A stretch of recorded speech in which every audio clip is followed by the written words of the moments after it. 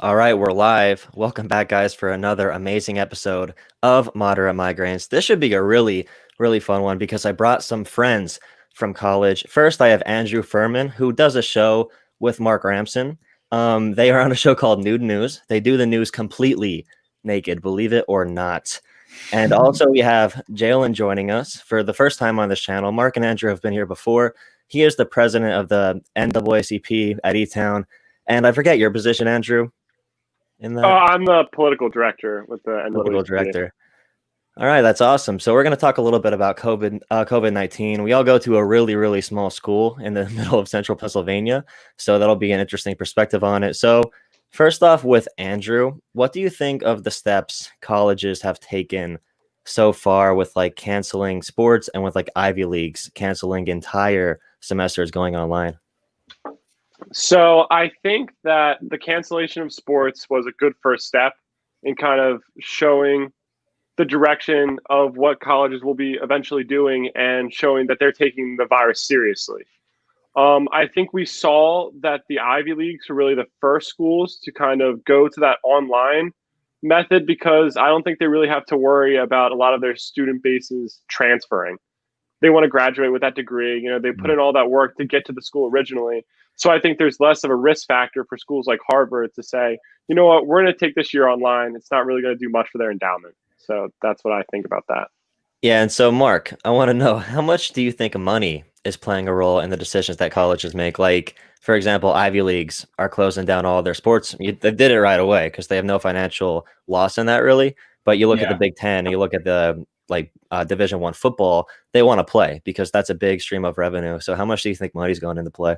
I remember us talking about this back in the spring about how Alabama and like Penn State and all those schools, what percentage of their income is from football alone. Yeah. And a lot of their other sports are based on the revenue that they get from football and basketball. So, I mean, it could play a huge role in like when you cancel football, you could not have funding for any of the sports. So once you have once you lose the fall sports, you pretty much lose sports the rest of the school year because you don't really see how you could fund like lacrosse or softball, baseball, track and field in the spring without the millions of dollars you bring in from football in the fall. So you could see that really playing a huge role like the whole year.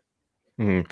And after I ask Jalen this one, anyone could jump in and hit on any of the points that we talked about. How much do you think, Jalen, that population sizes in college campuses matter, especially with like people coming from a lot of different areas around the world, possibly bringing the virus, and then on campus, if you have a place like Penn State University main campus, which is like what 40,000 students, versus Elizabethtown, which is a couple thousand, how much of a role do you think that'll play?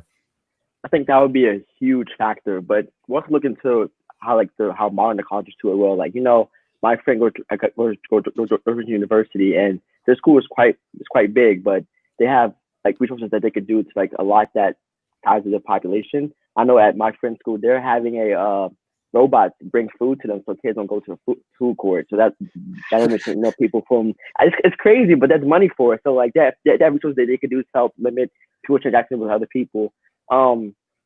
It's going to be hard. I know a lot of colleges are going to have to adapt. I know a lot of colleges doing like hybrid learning where people will go like classes 2 days out of the week instead of like the whole 5 days out of the week. Others are just having straight online classes. It's cool. So I mean, at E-Town, we're in a small rural area, so like it's like harder for us to get hit by any like a big COVID outbreak if that ever happens. But it's going to be hard. I think like a lot of bigger colleges might close early due to people traveling everywhere and like coming in because of COVID-19 stuff like that. So I expect the bigger schools to go back for like a month or even less than that, and send the kids back because like it's just it's gonna be hard to contain the virus with all those students in school. Yeah, that makes a lot of sense. So, just for anyone who wants to answer it, do you think E-Town could handle that? Do you think our student population could sort of come together as a community to get on campus with everyone wearing masks where they can, everyone social distancing? Say if you leave campus, you report it, and when you come back, you report it that you weren't on campus, and make sure that you weren't in contact with anyone with COVID, and also, contact tracing. There's so many issues that have to be contained within that campus. And then we could look at the PA State how much does Pennsylvania's governing help? Because, Governor Wolf is doing a very good job containing the COVID spread versus somewhere like New Jersey's having a terrible spread, places like Florida and Texas. Any of you? I think with that's like a belief system. Like that's like autism. It's like if people report, some people that may not do it. Like if you tell people to report like where you've been, like people like why I have to report where I've been. Like that's kind of infringes like on my privacy. So I don't know how that'd be hard. And I think for our population size, we should be able to contain it or like have be able to not have an outbreak at our school. But it's kind of hard because I've gotten sick at E-Town and we're a small school, but I still got sick at E-Town. Like it's going to be hard, especially with the marketplace having only one food court, all the kids coming in at one area at one time. Like how's that going to work?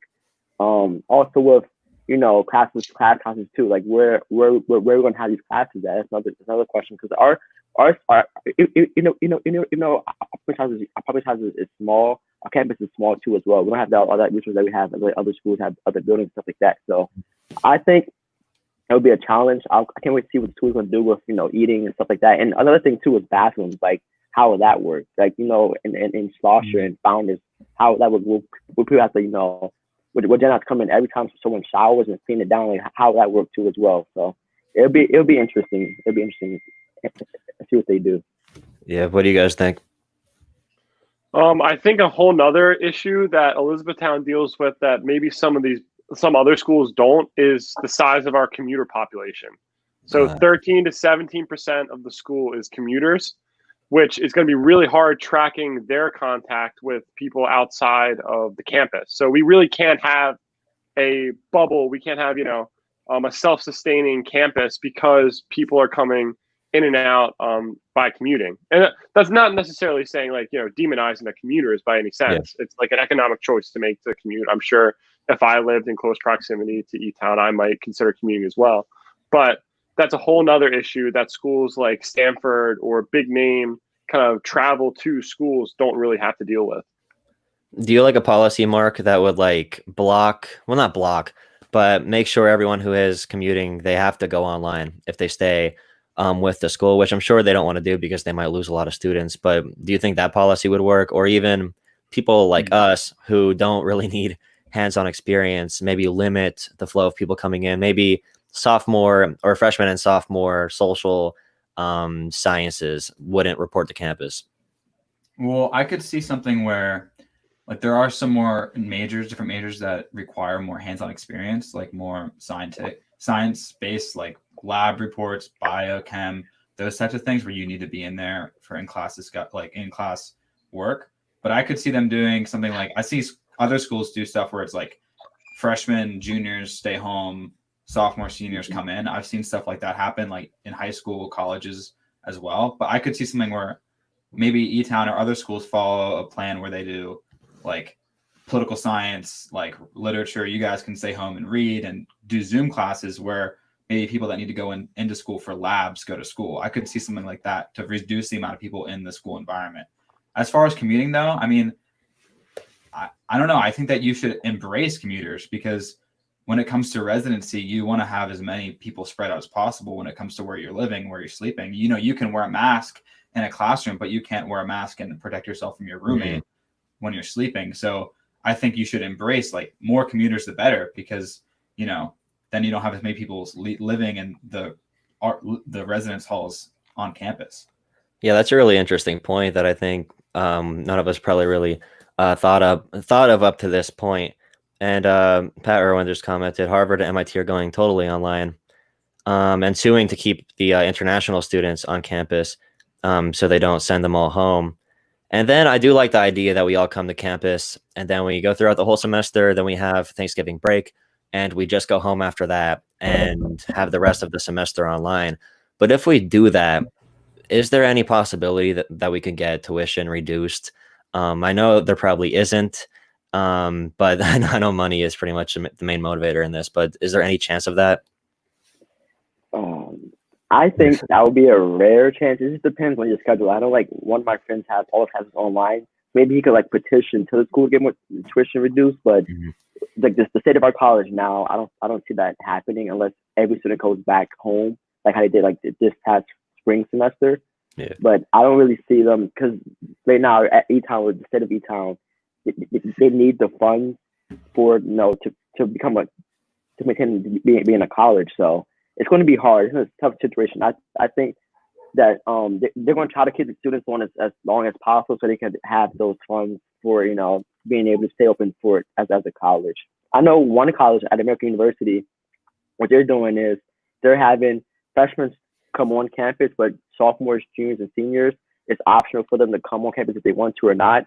So a lot of students are just staying home and just doing online classes. But some of them, you could come to school probably twice out of the week.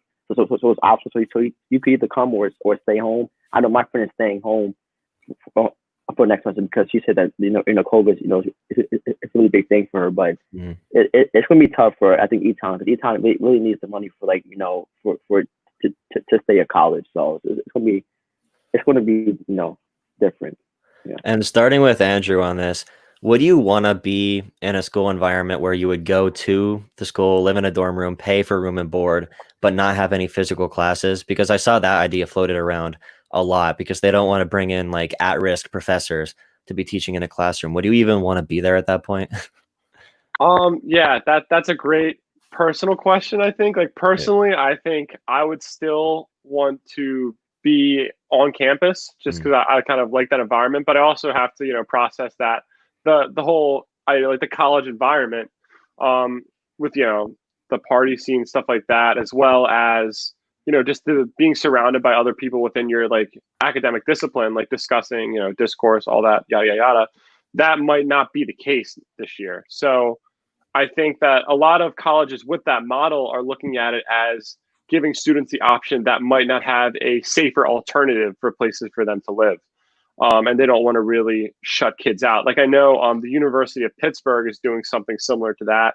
They spent over $22 million buying up hotel real estate around the campus so that they're able to space out and make sure that all the guaranteed housing that they've already promised, like in the spring last year, is still available for those students in the fall. So they have a place to live, even if classes are going online. So I think we could see that from a college and university perspective across the country. But it also comes down to like legal liability, right? Have we seen enough cases from colleges where students sue because they got COVID, or the families sue because the students got COVID and then, they died or had serious health complications? We haven't had that case come through yet. And I think a lot of colleges are nervous because, that's going to be a small effect. If, for say, one case happens where a college, like a family successfully sues a college because their child caught COVID-19 and had serious health ramifications because of it, that could leave colleges and universities across the country in more danger than if they open their doors at all. Yeah, even without legal repercussions, it's a PR nightmare. You don't want to be the one school that had an outbreak, that had a kid die, and that had like their kids bring COVID home to their parents who may be very, very at risk. What do you think, Mark? Well, this kind of brings it into the story you hear with small businesses. If somebody gets coronavirus at Giant or at Weiss or at Turkey Hill, Wawa, they shut down the store for a couple of days, clean it out, and it's fine. You get your coronavirus at a mom and pop shop, that place can go out of business because word spreads pretty quick. Don't go there. I mean, you could see that same thing happening with colleges. I mean, maybe not in the long term, but in the short term, schools that are able to sustain that economic bump of going home, if they have the virus, people don't want to go there for a semester, then they might not last. But Westchester, I find it interesting that they were the first ones to call out because it's a big public school. They get public funding, and they were the first ones to call out. Maybe smaller schools aren't willing, or like kind of going around the issue, beating around the bush a little bit, because they want to hopefully hold on to any hope of people dropping deposits, paying tuition, regardless of whether or not they're online. Where Westchester, they could risk maybe some people transferring out or taking a semester off in exchange for the liability aspect or just the general public safety aspect. Yeah, that makes a lot of sense comparing it to businesses. And another difference between, businesses and schools is you can't easily shut down a college for 3 days. You need to keep things moving. Students need to be able to eat. You can't just say, I mean, you could say there's a 5% outbreak limit. I heard that a lot. That was I'm not sure if it was the CDC or like the college boarders. Someone set these standards that if you have a outbreak of 5%, then you need to send everyone home. But that opens up the possibility that we'll go and pay for some room and board, move in some cases from across the country or from different countries, and then have to move out if we hit 5% of a COVID rate at that school. What do you think about going to school and not having any in-person classes and being restricted, Jalen? To be honest, if we're sitting home, it's gonna be stressful. But if I'm on campus, you have online classes, I wouldn't personally mind it. I know that teachers, that safety comes first for teachers because they're the one that are teaching us the material. So they should really be on the forefront of like what is being made for school. I first wouldn't mind it. I mean, I was talking like my peers around me. I could still, talking, be around my friends and have fun too. I mean, for me, college experience for me just hanging out with friends, being able to see my friends because when I'm home, I'm it's just me by myself. All my friends are all different areas, so it's just I think for me I wouldn't mind it. I know like my tuition pays for professors, and I look at it that way. And like if teachers are also teaching me material that I need to graduate with, and I'm totally fine doing it online at school. Like it wouldn't hurt, and also like I mean, I don't know, like, yeah, I wouldn't mind it. Like, it would be completely, like, I would love to do it. Like, I wouldn't mind staying on campus and online classes because at the same time, I'm still getting taught the same material. It's just be on the computer, So I feel like we could sort of agree if there was a way to perfectly execute a situation where students, they don't have to report what they were doing, but they could just report that they left campus and that they're leaving and going to come back. There's a situation where if there's a class that can't socially distance at all, which is basically like half of political science, unless if you have a really small class size, you can't socially distance. The rooms that have poor ventilation, all those classes are online, but you could still have general courses taught in bigger rooms. You could limit interaction in places like the CAF, which is pretty good ventilation, by assigning certain times that people have to eat every single day. I think there is a way to do it, but it is very, very, very difficult. And I'm I'm really just not sure if we're up to it, to be honest, because I don't think enough people are going to take it seriously. I think no, you got it. I was gonna say one thing. I think a way we could do it with Marketplace is how they like with Thanksgiving, how they had Swiss time where you can sign up for to eat.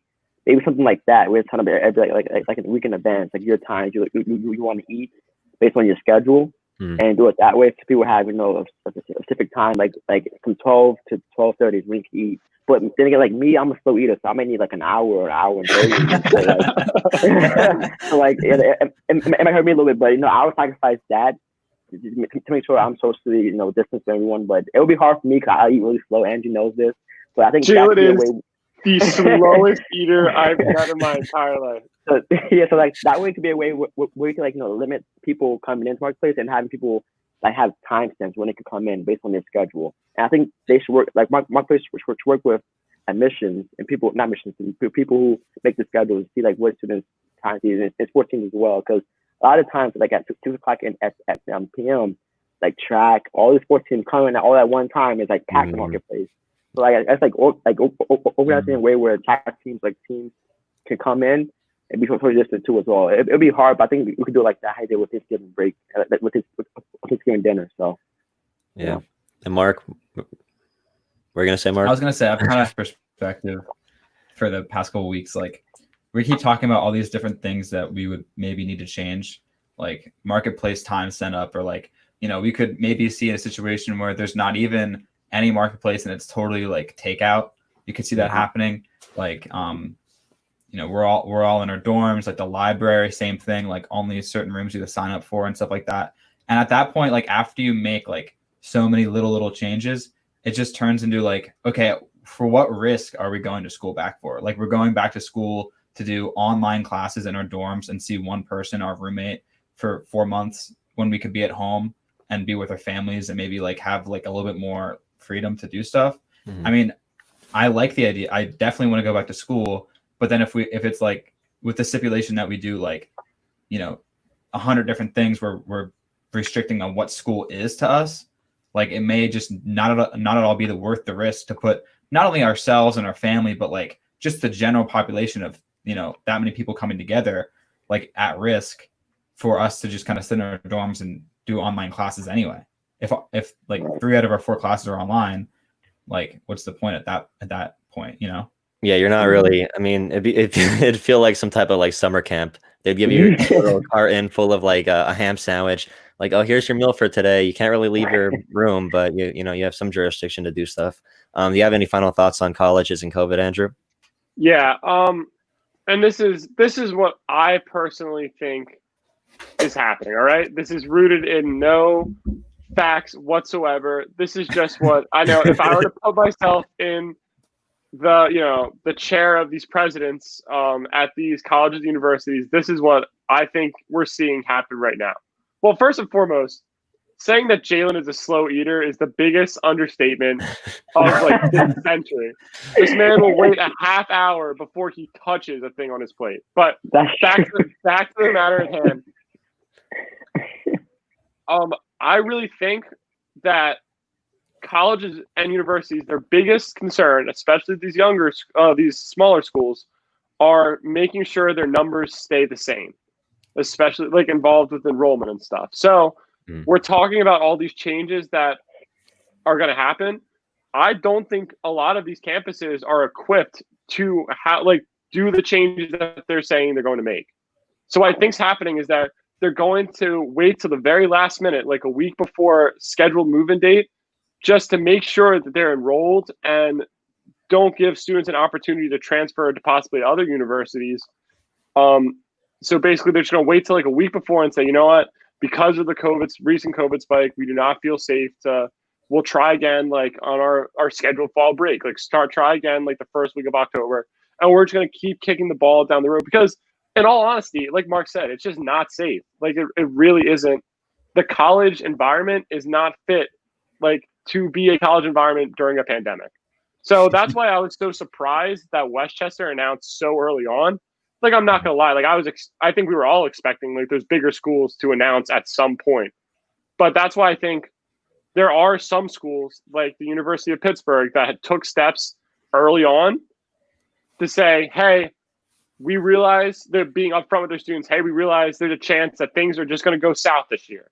We can't control what, COVID looks like in our county, but what we can ensure is to make sure that spaced out housing. Now, I don't know what the food situation looks like in those schools. Pittsburgh's a little different because they're in the middle of a city, so they have the availability to kind of walk to a bunch of different restaurants and stuff like that. But as far as E-Town, I have a hard time believing that we're just going to walk back on campus like anytime in the near future. Yeah, I saw E-Town was celebrating, what was it, 15% higher enrollment than last year or something like that. And dude, they are not ready to handle that without COVID, in my opinion, let alone with it. There's a lot of issues presented on our campus and on every campus. Residence hall. Yeah, lawyers now. Yeah. Anyone else have anything else to say about COVID at colleges before we move on? I don't know. For me, I'm really optimistic about going back. I know, like what Mark said, like all these restrictions, like why go back to all restrictions? We're just limiting everything. So what's the point even going back? But I don't know. I'm optimistic about, people, like a lot of the college students are, socially aware of what's going on. Like a lot of students will wear masks and stuff like that to be safe. So it's not like, everyone always want to comment that don't wear masks. Like, like our students are like really like, socially aware of what's going on. So I think students will take necessary needs to be safe too as well. It's just logistics wise, like how it's going to happen. I think we could come back. I think it could last like the majority of the fall semester. It's just how it's going to happen. I think because a lot of students are really eager to go back to school, and I think a lot of students will sacrifice a lot of stuff to be back too as well. So I look at it that way too as well. Like I look at a lot of students want to go back because it's late. But for me, I'll sacrifice everything to go back to school. Like I would, have like with the marketplace takeout only stuff like that too as well, just to come back and just to feel in college again. Because spring semester was cut so short, and I think college students will be welcome to come back and will have necessary questions to stay longer too on campus. So Yeah, that's a good point. If you take COVID minus old people, I mean, we have the crisis under management. It's under control. It's all the old people who are like, you know what, this is fake, this is fraudulent. It's all the young people that are doing the work out here to try to make the world a better place right now. And we're really being held back by the people at the top. So, like, let's just go down the line real quick. Your prediction, yes or no, will Elizabethtown College be in session in person in the first semester for the fall? Andrew? Yes. Anyone? Oh, I'm sorry. Yes, but not like the entire. I don't think we'll say the entire semester though. I think because they need our money so bad, like they need to come back on school. Like, there's just no question. Like, it's just that. Like, if we don't go back this fall, like we might shut down, unfortunately. So like, I think it will happen long enough to where they have enough money for us to say, oh, you know what? Okay, now it's time to go back. Go back home. So that's my opinion. Jalen, nothing would make me happier than sitting down for a 2-hour lunch with you in the fall. But I have with the way everything's looking right now, barring any acts of God or ridiculous changes in COVID cases, I have a hard time seeing any school justify bringing their kids back on campus unless it's an entirely fiscal decision. Yeah. Mark? Yeah. I agree with Andrew. I don't think we're gonna see much of us going back. I mean, I think that Andrew made a really good point, like earlier on when he said like we're gonna keep kicking the ball further and further back. Like, I think that a lot of schools hated the fact that Westchester said now that we're not going back, because now it's like, oh crap, are we not going to go back? Like, a bunch of presidents of a lot of colleges, universities probably were just trying to keep that idea out of all the minds of people about to drop thousands of dollars. And now that idea is in the minds of people, they're like, are you kidding me? But I mean, yeah, like Andrew said, I think it's kind of a foregone conclusion at this point that I don't see from like a liability perspective us going back. I mean, maybe in small numbers, certain programs, but not any political science majors. Yeah, well, all the Ivy Leagues are saying, well, I mean, we only had some announced, but I'm guessing all the Ivy Leagues are going to be online first semester. And we have Westchester, which is part of the Pennsylvanian, I forget exactly what it's called, but it's like the Pennsylvanian education system. It's like Bloomsburg University, Kutztown University. Westchester's in that, so maybe they know something at the state level that we don't. But speaking of an acts of God or a big change in our country, the Surgeon General for the United States recently said, I forget if it was today or yesterday, he said if every American was completely dedicated to this crisis, then we could turn it right around in 2 to 3 weeks. I mean, there was a point around 2 or 3 months ago that we had 20,000 cases a day, and we had 200 cases a day in Pennsylvania alone. And then you look at us now, we're at like 80,000 cases a day. We're going to be there tomorrow probably, and we're at over 1,000 in Pennsylvania again, and people seem unwilling to comply. But Mr. Donald Trump finally wore a mask in public for the first time yesterday. So starting with Andrew. Problem solved right there. Are you optimistic? What do you think, Andrew? Am I optimistic about? Yeah. All right. I don't know. I was talking with my friend about this the other day, and he said arguably the most insightful thing I've ever heard come out of his mouth.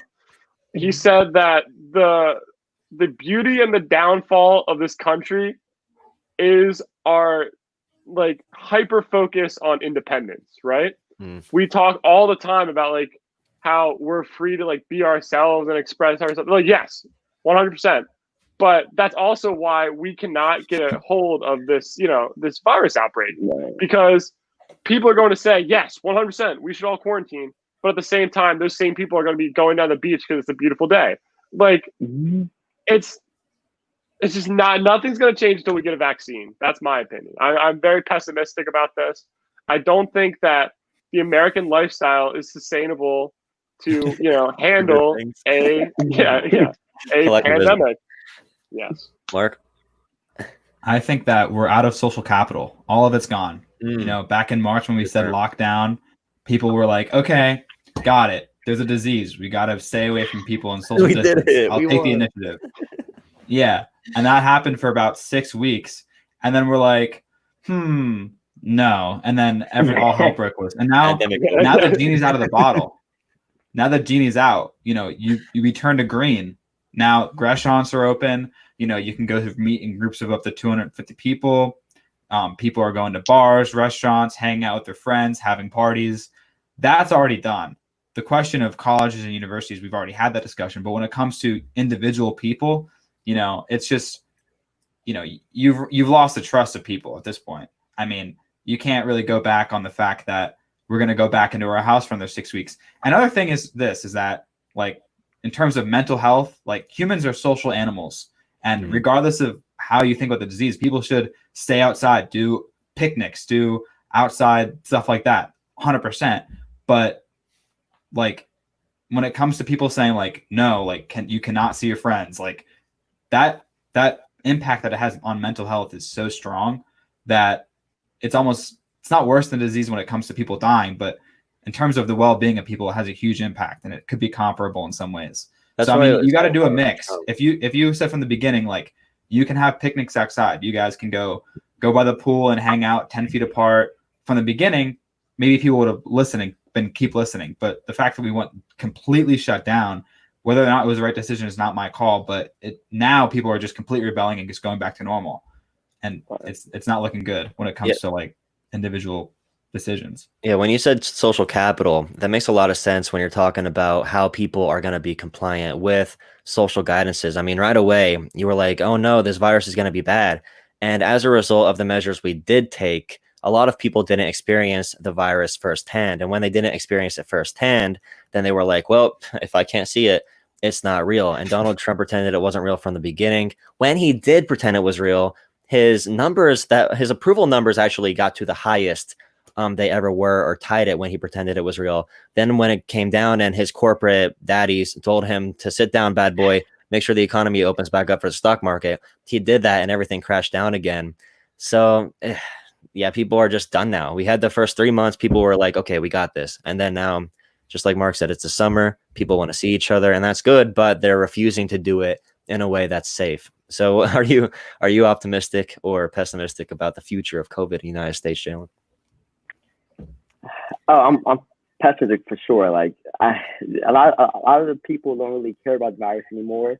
They're trying to do their own thing, and people don't really care about other people's, you know, health too. People are so self-centered, so self-oriented, so, you know, all about their egos. And once people like, oh, wear a mask, oh, that's for people who are weak. You know, there's people who are you know, susceptible to this virus. I'm strong. I can do whatever I want. So I think a lot of Americans, they follow leaders that don't really have good insight on stuff like a pandemic. So that they see someone say, "Oh, masks, you know, we're doing good," you know, or like the Florida governor saying how we're doing good with the virus. You know, we have so down the cases and everything too. So we've had the curve and everything. But in reality, the cases are going up. People are still, you know, going outside, going to beaches, hanging out with a lot of their friends. I know I see on social media, a lot of my friends go to, you know, house parties where, like, you know, it's quiet, but like they're like 50 people in like a small house, you know. Yeah. All these kids are just partying, like nothing's happening, you know. So it's going to be hard. I think I agree with Andrew. Until we get a vaccine, this will be here for however long, like it will be here. Because Americans right now just don't really care about other people, they care about themselves, and it's just more of like how you look. Like, you wear a mask, or you don't look, you know, you look like you're a weakling, you know. Like, people just don't really care for other people's health. So I think it'll be here till a vaccine is, you know, brought up. I hear masculinity. I hear a lot about people Exactly. saying like, oh, only 3,000 people died today. I'm like, what do you mean only 3,000? Or like, the death rate is only 3%. It's not even like, if you're in a room of 100 people and they all get it, 3 of them are gonna drop dead. What kind of chances? Are like 30 econ students. Yeah, and I want to ask you guys, what's your favorite COVID conspiracy theory so far? I saw a bunch of them on Facebook. Do you guys have any really, really funny ones? Like, my personal favorite is the one that say, you know, if you wear a mask for too long, it's gonna poison you. So do you have a favorite one, Andrew? I like the political theory that it's kind of goes along that, like, that Trump's floating out that, like, Joe Biden doesn't want to send your kids back, like, doesn't want your kids to go back to school because that's going to help him win the election. Like, that makes like no sense, but I just think that one's funny kind of just to touch back real quick, not to change the subject, but in Delaware, we're really suffering from beach migration. So we have a very active beach scene along the coast of Delaware, like Dewey, Bethany, Rehoboth, that Governor Carney allowed all the bars to open for the 4th of July. So we have influx of people all across the state going down to these beaches where they have these packed outdoor bars, and then traveling back back to their respective homes around the state. And we've seen huge spikes the past 3-4 weeks since the beaches have opened. And it just goes to show you that everyone was saying, oh, the COVID is going to go away in the summer because of the heat. Yeah. There's absolutely no safety measures being taken at the beach, and our state is just getting whopped right now because of it. Yeah, and college students are the largest migration of people within the United States per year, so that's a big issue regarding that as well. What do you think, Mark? Do you have a favorite conspiracy theory, and what's behind it? I don't know, man. There's just so many out there. And what is it to pick from? I mean, I think that the biggest thing, I don't know any conspiracy theories that I really can think of. I don't know. I don't have any right now. You don't have any, right? Yeah, Jolah. I was the ones where people you breathe in your toxins when you have it in your mask. You wear a mask, you breathe in your toxins, and people are yelling saying I have respiratory illnesses. They're yelling to other people saying I have respiratory illnesses. They're yelling. So how does that work? How you have a respiratory illness but you're yelling? I don't know how that works. And people out. What's funny too, how these people make these fake ID cards saying how they can't wear masks because they're sick and like that. That was kind of funny, but yeah, I don't know. People just make up poor excuses to throw why not to wear a mask. Just wear a mask for 20 minutes. I don't understand. There was my one favorite video was the one woman who went into a Turkey Hill or whatever, and she had a mask on that had a hole in it in the middle. And then he was like, "Oh, nice mask you have there," and she's like, "Oh, it helps me breathe." It just was just a big hole. It was just she wasn't even wearing a mask at that point. That's my favorite conspiracy theory. Whatever conspiracy theory that lady has, it's my favorite. I love it's the YouTube video of the guy. He's like, "Whoops, I got the wrong mask," and he has a mask over his eyes instead of. But that was in March. That was back when it was still funny to laugh at those things, and now it's oh. Yeah, I saw one today where you get tested with the long Q-tip and they put it in the back of your sinuses. And I saw this post go around Facebook and people loving it. It said, why would they have to go that far back to check for COVID when they could just get your DNA from a simple swipe of the nostril? They're trying to implant chips inside your sinuses to track you down. Meanwhile, we're carrying around smartphones and wearing Apple Watches that could detect our heartbeat and have our constant GPS location. And all of a sudden now, all these people who never gave a crap about anything political, all these people are now conspiracy theorists, and they all know how the world works, and the new world order is in control of the vaccine or of the virus, and the vaccine is going to be evil. Everything's evil. And I think it's part of because people emotionally can't handle thinking deep. Critical thinking is a thing that really divides the left and the right in some regard. People on the left are more willing to go into really deep, complex, uncomfortable issues. And this is one of them. This is one where you have to take a step back and look at what's really going on and care about other people, because you might not be affected, but your actions are going to affect others. And I think that's a big issue with what's going on right now. And another interesting thing that people are getting a little bit off about this is comparing death rates for different viruses. I know Ebola is an extreme one because the death rate's 80% and COVID is 3% right now globally. But when you have a virus that kills 3% of people, but can infect 90% of people, that's going to kill more people than a virus that kills, 50% that could only infect 20% or whatever, 1% of the people. And the ability to spread to everybody and overload the health system is what's so important. And that's why it's hard to get the point across, because it's a complex issue. And most Americans, their top training in political science is a ninth grade civics class where they tell you that there's this nice, beautiful flat line of the left and the right. And this is where politics is confined. Mm-hmm. And then, they see all these conspiracy theories on Facebook and everything. So what else is opening back up? Grade schools are a big topic right now. Betsy DeVos is going around on the media cycle today, and they asked her if it's safe to open back up. She just said, "We need to get back to school," just Yeah, like I they said, saw "We need to that. get back to work." And they asked her like, "What are they going to do to stop the virus?" She's like, "It's like the Magic Conch a little bit, where you ask it a question, and it's just like nothing. It gives you absolutely no answers whatsoever, ever." So, what do you guys think about opening schools back up during this pandemic? I think it'll be really, really hard. So my mom is a principal at a elementary school, and right now she's stressing over like what she's going to do for the next year because her school is right now is overpacked. Like, it has too many students for the size of like the school. So she's struggling how she's going to have teachers teach 30 plus kids like in an environment where they weren't even safe to begin with. We always had the flu, and like schools can't even cover life. High things can go over COVID. Like, and another thing too, my mom stressed up was the bathrooms at her school because a kid you can't.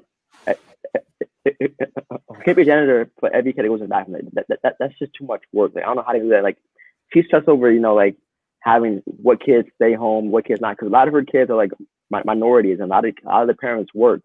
So a lot of the parents can't take care of their kids during school hours.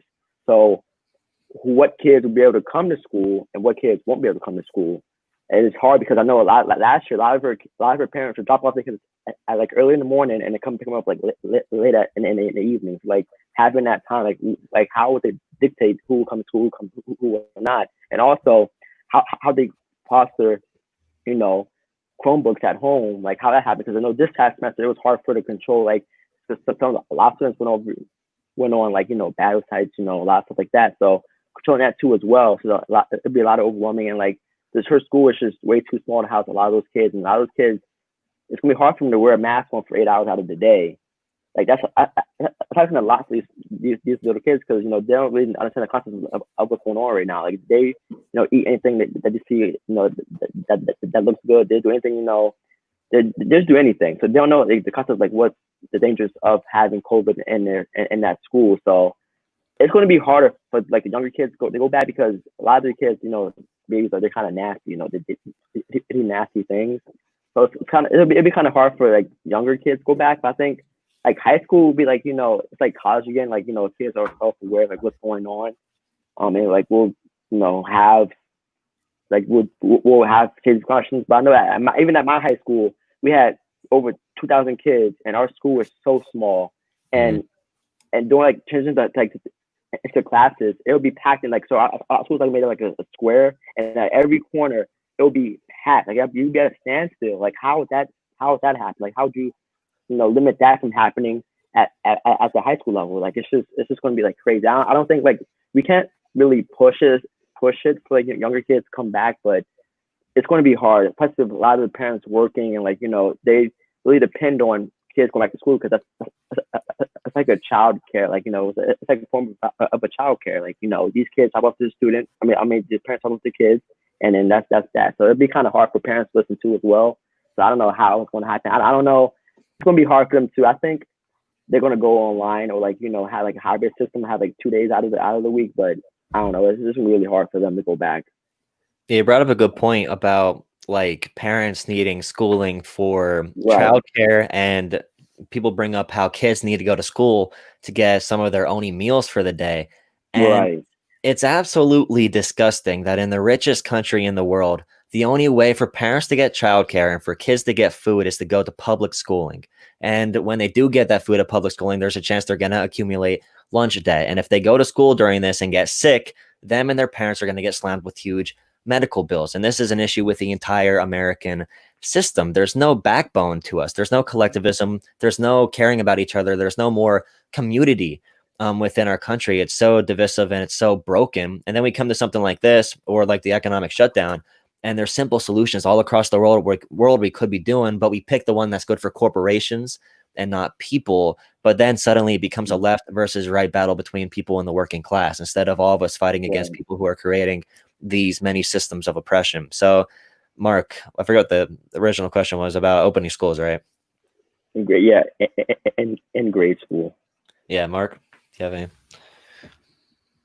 Or Andrew, I guess, since Mark can't hear. Or Yeah, I just think it blows my mind that Big Betsy, our Secretary of Education, really thinks that returning children to school is not going to endanger them. Like, that blows my mind.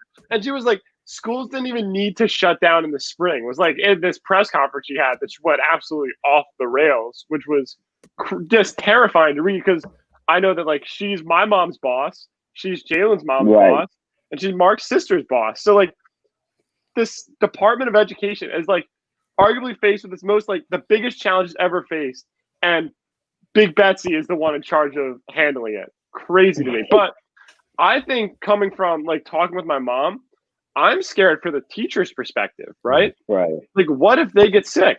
Then are you just not going to have class for 3 weeks?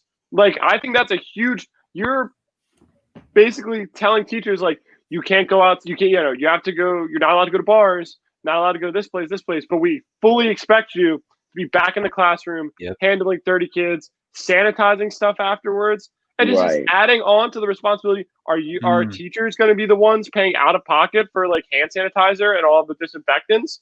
Like, we all know, because our parents or our family members are educators, the amount of out of pocket money that goes into running a classroom is insane. So it's just an added level of stress to teachers that are, if you go to a hybrid method, are you really going to expect them to teach a full class and then provide online curriculum for a whole nother half of your class? Like, we're completely ignoring, like, I feel like that's not being talked enough about, the amount of responsibilities that are being piled onto teachers that are already getting such a low salary. Like, teachers are profusely underpaid. And then you're just adding more and more to their workload, and you just expect things to run smoothly. Like, it blows my mind that, like, yes, obviously the safety of the children is a big issue, but we have to realize that the infrastructure we have for these schools, it's not sustainable.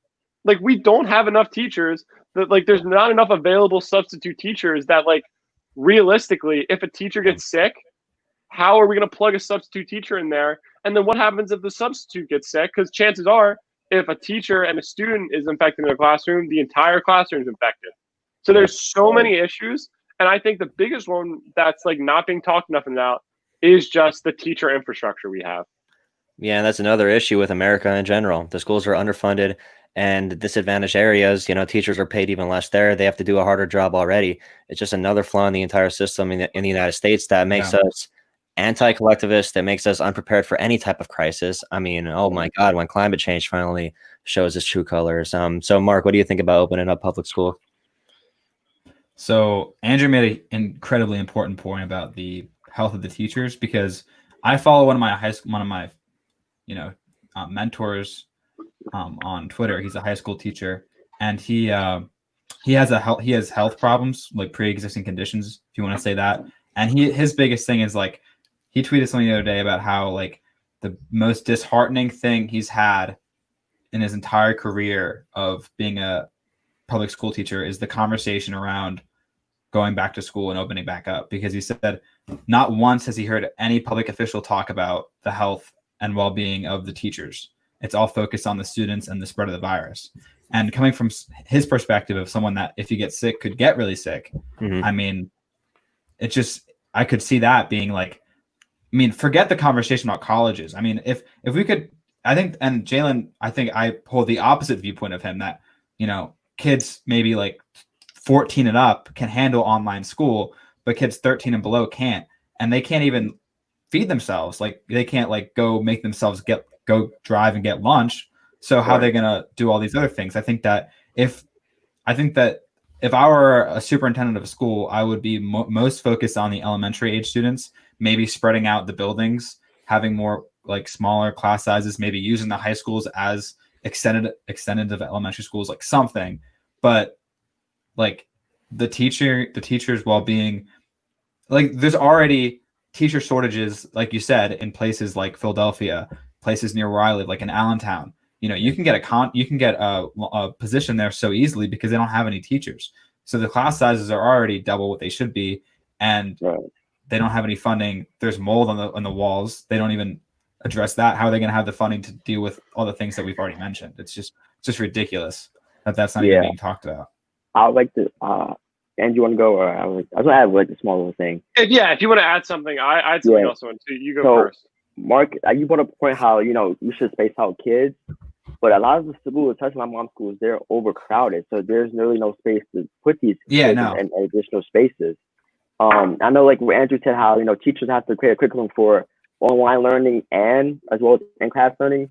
That's hard because I know like this past semester, teachers, my mom had to go to, I taught teachers like what to do on and online like learning, like it's that's parts you have to do so students can actually learn what's going on. So I think like it will be hard. Like, it should be if they go back, there should be a stipend or something that would have teachers to have more like a backbone to just feel secure. Like if they do some stuff like in their classroom, they have a backing of what they could do as well. So yeah, I think that I completely agree, Jalen. I think there needs to be really have a hard look, one, at the teacher infrastructure, but then if you're saying, okay, we need you back in the classroom, you need to be more lenient with your medical exemptions for like teachers like Mark's teacher, and also look at giving teachers the option to take a year off while still remaining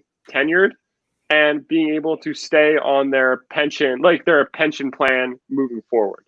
So that's all I have to say about teachers. But I know we talked a lot about just like flipping the switch, going online for high school and stuff as like a viable solution to the safety and well-being of students.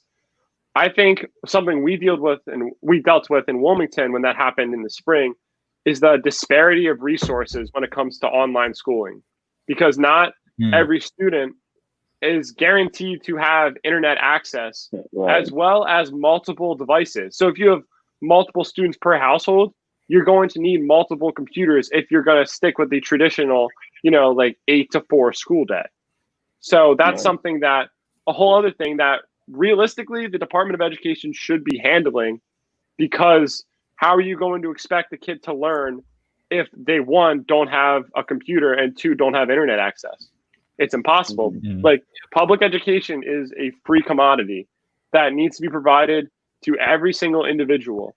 So you can't have that like contingent on internet access. Like, internet access needs to be available. And I know a lot of districts partner with corporations like Verizon or Xfinity to try to provide internet to every student. And a lot of the times they succeed in reaching that goal. But the fact is we don't have a legitimate rule in place saying every student needs to have internet. So we're at the mercy of these corporations that are helping, like giving like friendly deals to these districts to kind of help them out. But there's nothing stopping like Verizon from saying, hey, we don't want to do this anymore. So like you're going to have to pay for it yourself. So I know it's a whole nother issue. Yeah, I know at my mom's school, Xfinity provided free Wi-Fi for students who had who had laptops connected to their elementary school. So that could probably happen again this fall. Hopefully it does. Hopefully companies are lenient, understand what's going on, so you can provide that free access, that free Wi-Fi, so students could learn this upcoming fall. So. Yeah, another thing that's crazy about the entire pandemic so far with workers is a lack of hazard pay, because a lot of people are pissed off that are working right now because unemployment is paying an extra 600. Is it 600 per week or 600 every 2 weeks or something like that? It's a lot. And they get pissed off about that because they're not getting hazard pay, and they should be pissed off about it. They're the ones on the front lines right now doing all this work, running the grocery stores. All these people that usually are considered at the lowest points in our society by the mainstream are now the ones that are holding it up.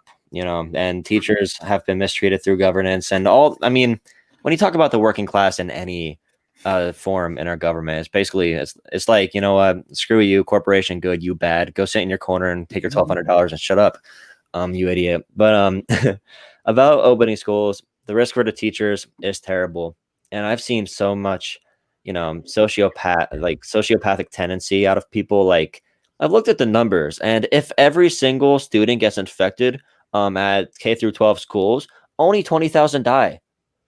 I'm like, only 20,000 died. So where's the marker being set now? And I saw some people saying, and this is like big right-wing media pages saying, we've seen pandemics before, we lived through it, people die all the time.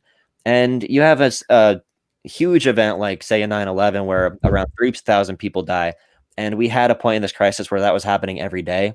We're at a death toll of around 140,000 now, and people are going to remember the big explosion and all that pain, but they're not going to see all the quiet pain right now. So there's a lot to go in on this about, and you could compare this to different situations, like the response to George Floyd versus the response to Breonna Taylor, which is no response other than on left circles, because it's not getting any mainstream play, and the people that are sharing it, it's not permeating enough to force elected officials to make a big change. So you could go in any way you want to discuss this, Andrew, as our sort of like final segment thing, but where is this tendency from Americans coming from to like disregard other people? Is it because we don't have a video of an explosion or shooting? Or it's a pretty loaded question. If anyone wants to jump. Yeah, it's a loaded question.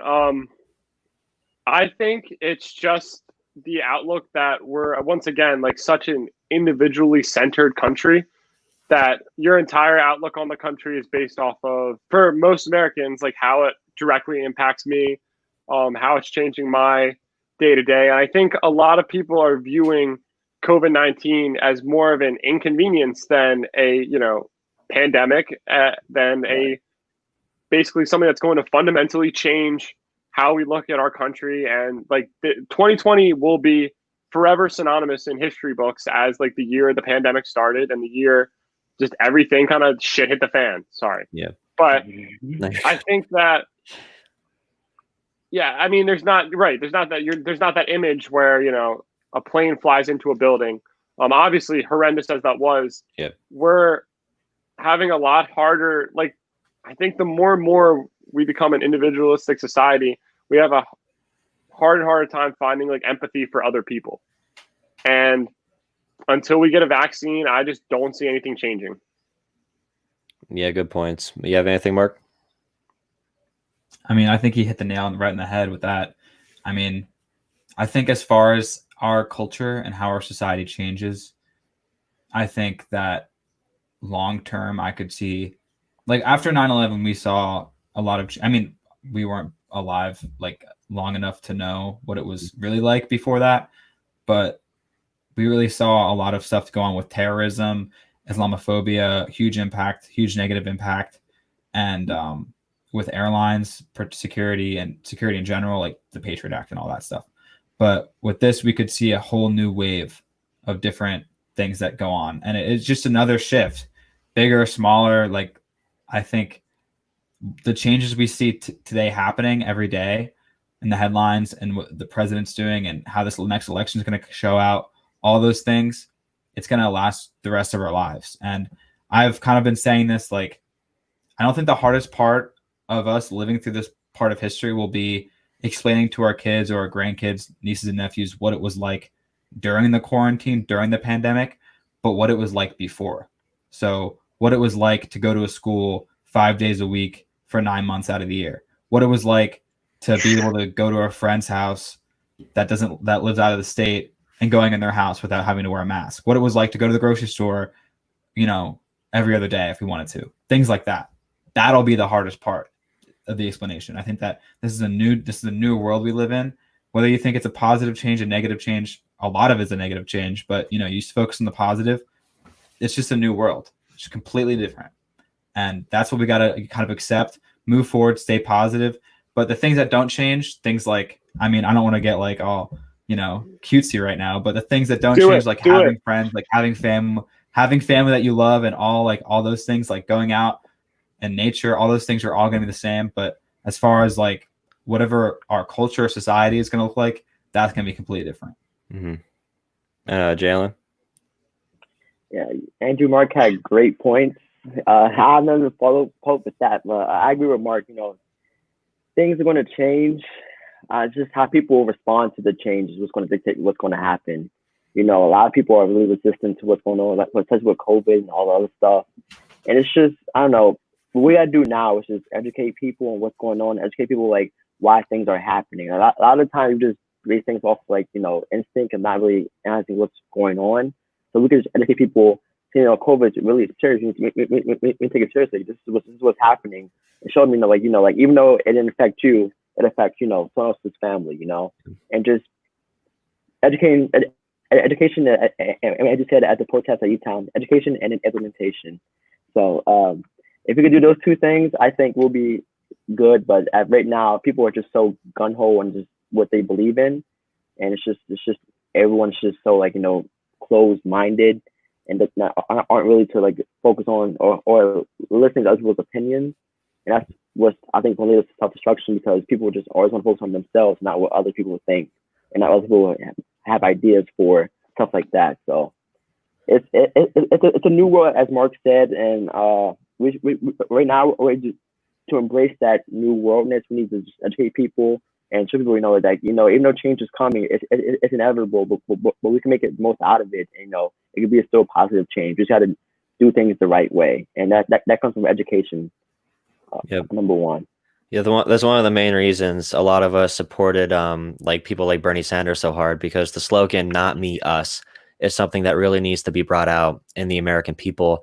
And it's something that we really, I can't really pinpoint a time in American history that we have seen it to a large extent where government really did work for the people. Yes, we've had wealth, but have our successes been a result of the government? I don't think so. It's been a result of the grassroots and poor working class people, people of all races, who are suffering from oppression, standing up and demanding change and making sure that we educate people so they are with us in fighting for that change. And we have to make sure that corporations and stuff don't hijack our movements and co-opt them and just retweet it and pretend to be for it, while still instilling policies and an attitude in the American people to make us fight each other and to keep us under.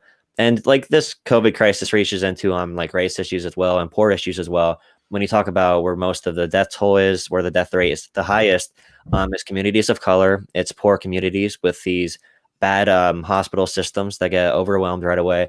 And I think something is really cool that happened this summer. Before I end this stream, Andrew and Jalen, can you talk a little bit about how this E-Town NAACP got started? Is this the first time they've had one, or? Yeah, so I could give you a little backstory. So my junior year, I was in a STEM program, and they had us do an internship with a STEM, and mine wasn't really STEM related. I entered at the NAACP in Annapolis, the General Assembly. So what I did was I was able to go to the courthouse or the courthouse, and I was able to listen to court hearings, stuff like that, and advocate for bills for NAACP. I talked to delegates and representatives on both sides, so it was really fun for me. So my goal, my junior year of high school, was create an NAACP chapter at college. So when I got to college, or my first year, I joined Senate, and we had an advocacy project called Diversity and Inclusion. And in our project, we had goals they wanted to do, and one of my goals was start an NAACP chapter. Also, Andrew and I are also with Ed Scholars, and one of our goals too is more diversity and inclusion on campus too as well. So it was a good collide, So it started. So we planned ideas. So in Senate, we had, the National Festival that we're trying to have next year and stuff like that. So the second semester, we started planning what we want to have in NAACP chapter. And beginning of summertime is when I actually, be able to admit what we wanted to do.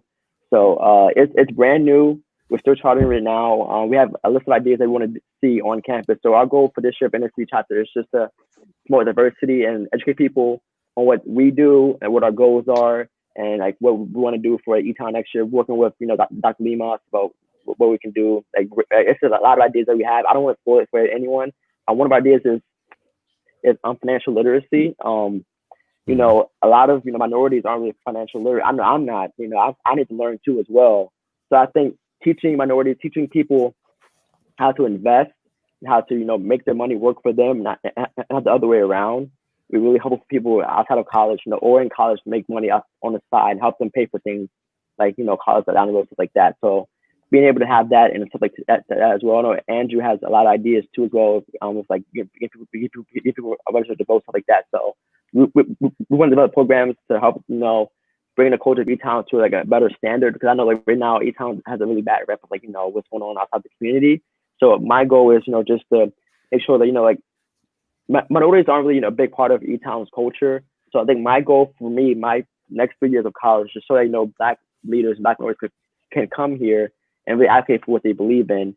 And it's me having that footstep for them to come here. You know what? This is what you can do at E-Town. Like, it's not just, a PWI, only white people come here. Like, this cause could be for you too. And I can show you like what I've done here, and I would love for black people to come do even more than that, and what I could do too as well. So I think that's like my role for E-Town right now. So it's just like develop that, that stepping stone for more minorities and more, people of color to come to our school and like do what advocacy work, beyond what I've done and what I'm hope to do too with the NAACP. So yeah. Hey man, those are some awesome goals and awesome friggin' work you're doing, especially, and I want to ask Andrew a little bit about this. Being on a campus that is 99 point whatever percent white, basically, what is the role to play as an ally in this entire thing, and why did you get involved?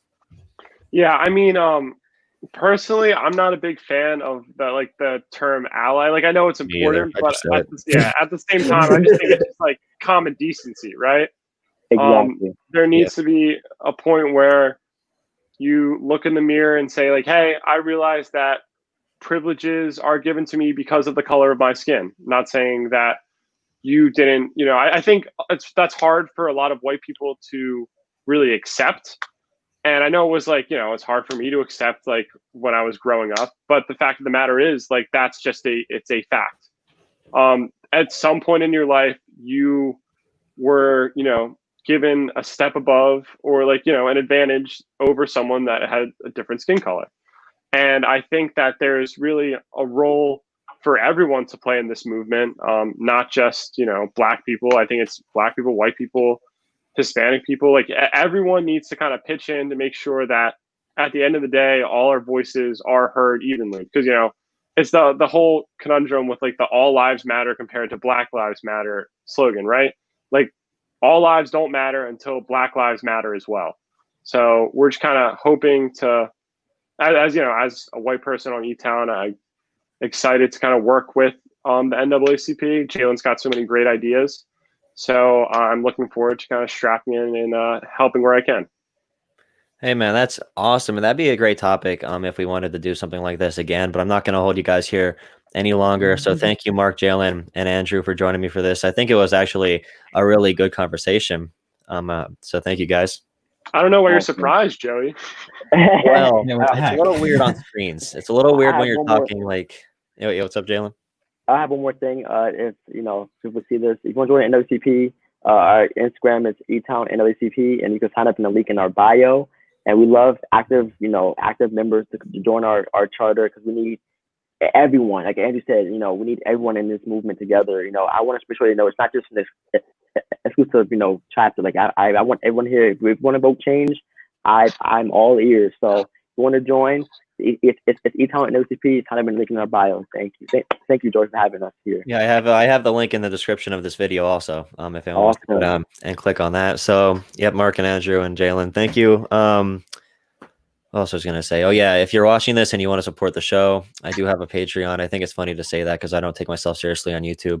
But I want to do this weekly, and I want to possibly get a better microphone for that setup. So if you do want to support that, I'll put your name at a cute little section behind my videos and shout you out sometimes and whatever.